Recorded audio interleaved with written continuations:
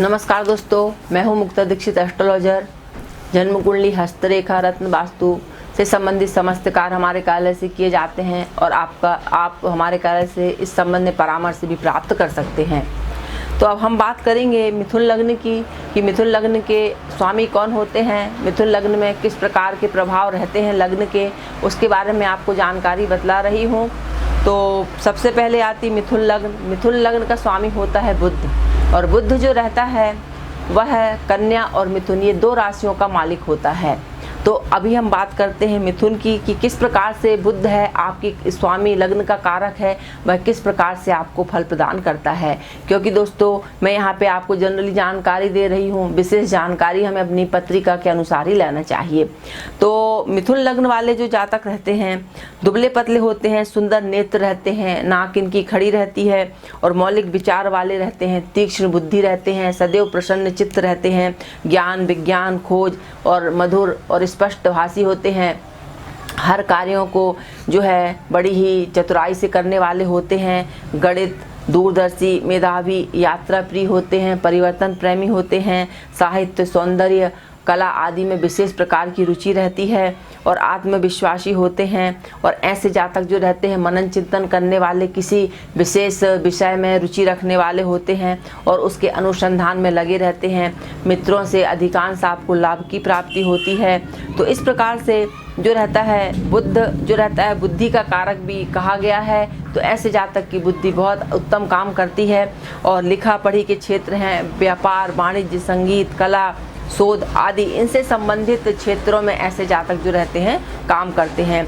लेखन के कार्य हैं, संपादन के कार्य हैं, शिक्षा विभाग है, जितने भी शेयर मार्केट है या दलाली की से संबंधित कार्य हैं, कंपनी के कार्य हैं, ये सारे काम जो रहते हैं सब बुध के अंतर्गत आते हैं। तो ऐसे जो जातक रहते हैं इनसे संबंधित किसी न किसी क्षेत्र में अवश्य काम करते हैं। अब हम देखते हैं कि इनका भाग्योदय किस प्रकार से होता है। क्योंकि बुध कारक है तो बुध जो रहता है अधिक लेट भाग्योदय के योग बनाता है।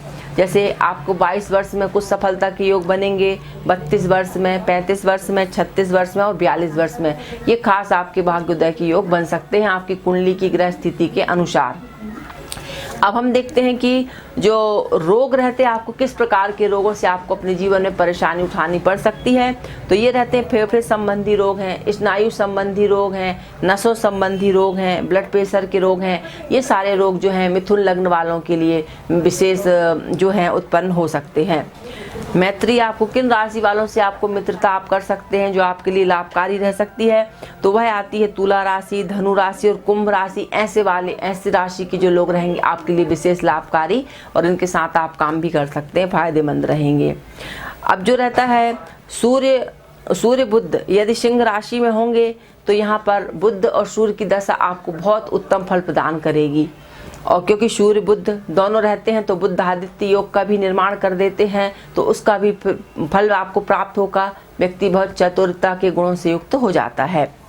अब देखते हैं कि किस प्रकार से जो है कुंडली में जो है आगे इस मिथुन लग्न में जो रहता है चंद्रमा मार्केश नहीं होता है। मिथुन में कोई भी ग्रह अपना शुभ फल प्रदान नहीं करता। तो मिथुन लग्न की एक खास बात है कि इस लग्न में यदि कोई भी ग्रह केंद्रपति होकर के शुभ फल प्रदान नहीं करता है तो फल विचार करते समय इस बात को विशेष जो है ध्यान रखना चाहिए। तभी हम जो है फलित जब हम करते हैं कुंडली की उसमें हम सफलता प्राप्त करते हैं। क्योंकि हम बारीक से बारीक चूक जो रहती है हमारी फलित को प्रभावित करती है और फल गलत हो जाता है। तो इसलिए दोस्तों मिथुन लग्न के बारे में मैंने आपको जानकारी दी है। अधिक जानकारी हमें अपनी जन्म पत्रिका से ही लेनी चाहिए पूरी ग्रह स्थिति को देखते हुए। वीडियो देखने के लिए बहुत बहुत धन्यवाद। नमस्कार।